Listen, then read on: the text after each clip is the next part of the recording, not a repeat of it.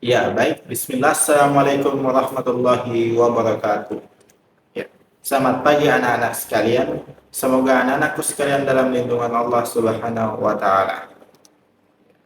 Alhamdulillah, pada kesempatan hari ini kita kembali dipertemukan dalam mata pelajaran PAI.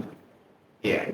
Bapak berharap anak-anakku sekalian mampu mengikuti pelajaran dengan baik, dengan penuh semangat serta kegigihan yang kuat untuk mengetahui ilmu-ilmu yang akan sebentar kita terima. Sebelum kita memulai pembelajaran kita, marilah kita membaca doa. Doa dimulai. Doa selesai. Ya. Pertama-tama, Bapak akan mengabsen. Alhamdulillah hadir semua. Pada kesempatan pagi hari ini, kita akan mempelajari apa itu iman kepada malaikat. Ya. Ada 4 poin yang mesti kita ketahui. Yang pertama yakni definisi iman kepada malaikat. Yang kedua, dalil-dalil yang ada dalam Al-Quran tentang malaikat.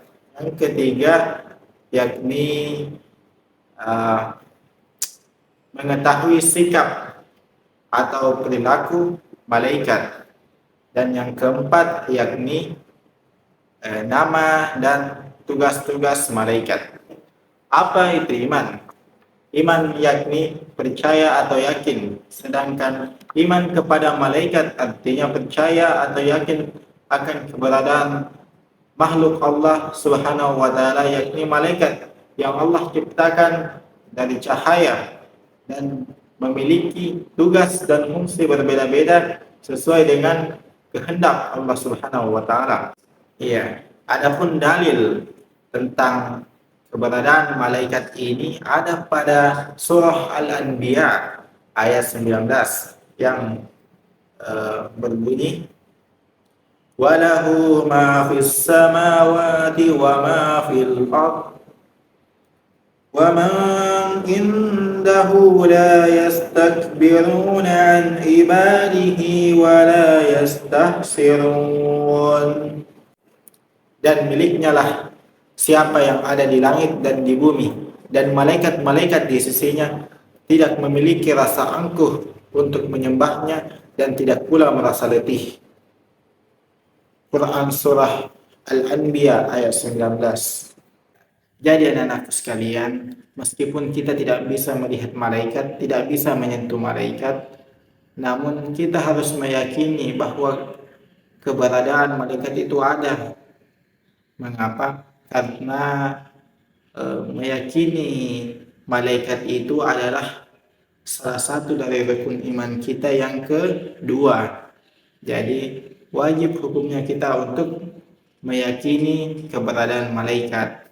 Anak-anakku sekalian, setelah kita mengetahui dalil tentang malaikat, maka poin yang selanjutnya yang ingin Bapak sampaikan yakni sifat dan perilaku malaikat. Ya, yang pertama yakni malaikat selalu patuh kepada Allah Subhanahu wa taala dan tidak bermaksiat kepadanya. Yang kedua yakni malaikat tidak makan dan tidak pula minum. Yang ketiga, malaikat tidak berjenis kelamin. Ya, jadi malaikat ini tidak memiliki sifat atau kebutuhan yang seperti manusia pada umumnya, ya. Tidak makan, tidak minum, tidak tidur dan sebagainya. Poin terakhir yang ingin Bapak sampaikan kepada anak-anakku sekalian yakni nama dan tugas malaikat. Ya, ada yang tahu nama dan tugas malaikat? Ya, yang pertama adalah malaikat Jibril. Ya, malaikat Jibril ditugaskan oleh Allah untuk menyampaikan wahyu dari Allah Subhanahu wa taala kepada Nabiullah Muhammad sallallahu alaihi wasallam. Kemudian ada malaikat Mikail yang bertugas memberi rezeki. Kemudian ada malaikat Israfil yang bertugas meniup trompet sangkakala. Kemudian ada malaikat Israel yang bertugas mencabut nyawa. Kemudian ada malaikat Munkar dan Nakir yang bertugas menanyai kita di alam kubur kelak. Selanjutnya ada malaikat Rakib yang ditugaskan oleh Allah untuk mencatat amal-amal baik. Kemudian ada malaikat Atib, ia ditugaskan oleh Allah untuk mencatat amal buruk manusia.